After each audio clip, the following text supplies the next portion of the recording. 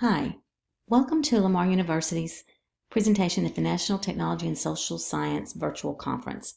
My name is Dr. Cindy Cummings, and I, along with my team of Dr. Donna Azady, Dr. Shelley Allen, Dr. Daryl Amberell, Dr. Glenn Harrison, and Dr. Tom Harvey, would like to submit our presentation to you today.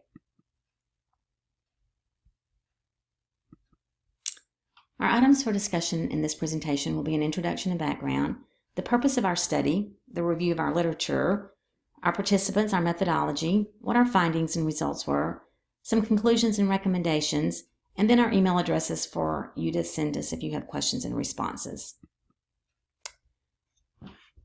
So, looking at the introduction and our background, most of the jobs today are requiring some type of post-secondary education or workforce skills. Many of the states have prioritized college and career readiness as a critical goal of secondary schools, but we find that our students are still lacking access to a well-rounded high school education. Inadequate preparation in the high school leaves high school graduates with fewer choices and pathways to post-secondary education. The purpose of our study was to analyze PK-12 schools' curriculum related to college and career readiness.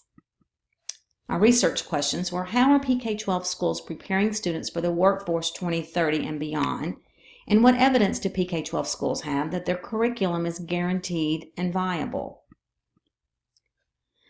As we start to move into more globalization and advances in artificial intelligence, there is a need to change the labor market, and there is a need to change the skills for that market.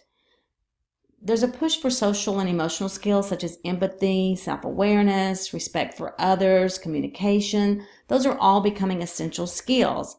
But really what's important is that students need the ability to learn.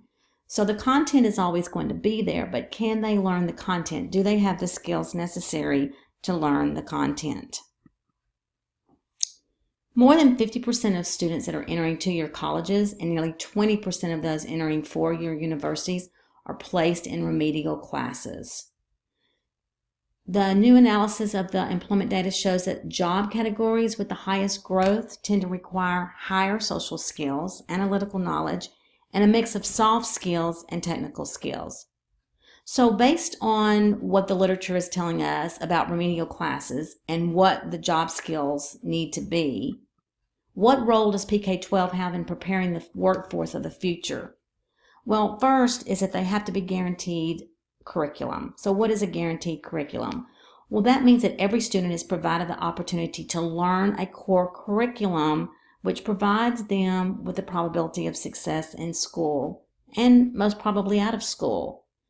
They also are guaranteed a viable curriculum, and that means that they have the time necessary to learn the curriculum, and that time is protected so that everyone has equitable time to the curriculum. Students also need the opportunities to learn technical skills for specific occupations, such as their math and their sciences and those kinds of things. But they also have to learn social norms and socialization and develop their soft skills. And their soft skills are that set of core interpersonal traits like problem solving, effective oral and written communication, project management, teamwork, those kinds of things that are considered the soft skills. And internships and apprenticeships are a great way for students to get hands-on experience to develop those types of skills. According to McKinsey Global Institute, this is a chart of the skills shift that's going to need to be in place for 2030 based on hours worked. And if you'll look, physical and manual skills are going to change by the number of hours worked by 11 in 2030. Basic cognitive skills are going to go down by 14 hours. But if you'll look at those higher cognitive skills, those social and emotional skills, and the technological skills, they are all going up. Higher cognitive skills are going up 9, social and emotional going up 26, and technological skills up by 60. So many curriculum standards in conjunction with standardized assessments are primarily measuring content, and those are the greatest barriers to learning. What we are learning in the literature is that the 6 C's are what learners really need for deep learning and to thrive in this global environment. So these are the things that schools need to be doing in order to prepare the kids for 2030 workforce and beyond. And these are some of those soft skills where we come into critical thinking, collaboration, creativity, communication, citizenship, and character. So when we began to look at what our students were doing in their schools, these were the kind of things that we were hoping to see that they would be doing in their schools. So our participants were graduate students enrolled in a Master of Education Administration program at Lamar University. These are principal prep programs. They were enrolled in a course called Curriculum Management, and in fall of 2019, our N was 45. We taught the course again in spring 1 of 2020, and our N was 45 as well. We did a purposeful random sampling, and the process was to identify a population of interest and develop a systematic way of selecting those participants that wasn't based on any advanced knowledge of how those outcomes were going to appear.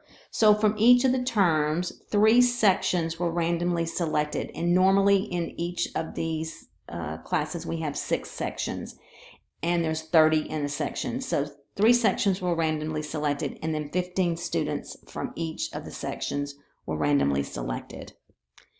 The methodology was a qualitative research design, and we did not have a defined hypothesis that was going to be tested in this study. So we collected data from a textual archive. The researchers reviewed students' responses to an archived assignment and a question from both the fall and the spring sections. And the question was, what year are you preparing your students for? 1973, 1995, or 2030? And then we asked them to provide evidence that your school's curriculum and the program that you're using are preparing the students for 2030. Are you even preparing them for today? Justify your answers. And we referred them to the Texas College and Career Readiness Standards in one of their module readings. The data were analyzed using a qualitative method design. And so we identified the themes from the responses. Textual data were examined for overall themes and trends. And then coding was based on the principles of comparative analysis, which includes a comparison of coded elements in terms of emergent categories and subcategories. So these are what we found for our identified themes. College and career readiness. 49 of our respondents said that they were using college and career readiness. 42 of our respondents said they were using higher cognitive skills. 32 were using digital literacy. 24 were using social and emotional skills. But what was emergent was that 17 of our responses said they were not preparing our students for 2030.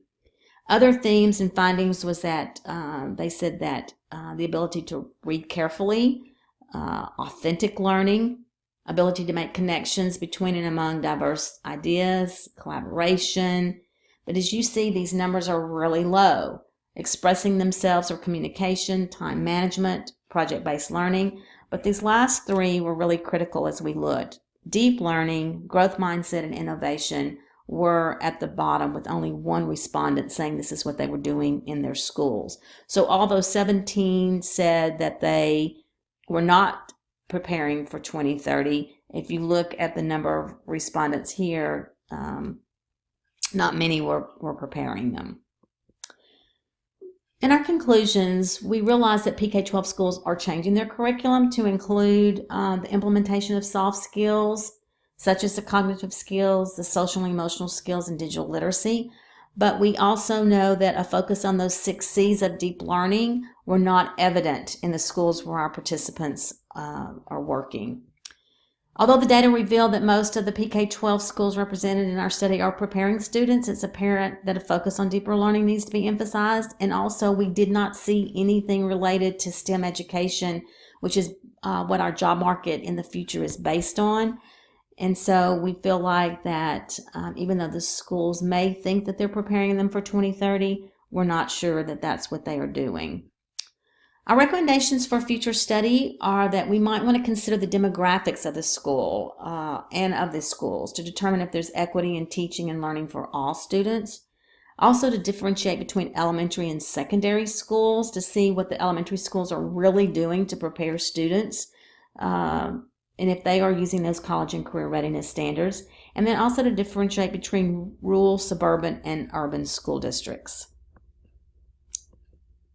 These are just our references. Here's our contact information. If you have questions or responses to our presentation, we would certainly appreciate you emailing us and letting us know. So thank you for your attention today, and please feel free to email us and if you have questions about the study, and we'll be publishing an article about our study with NSSA. So thank you very much.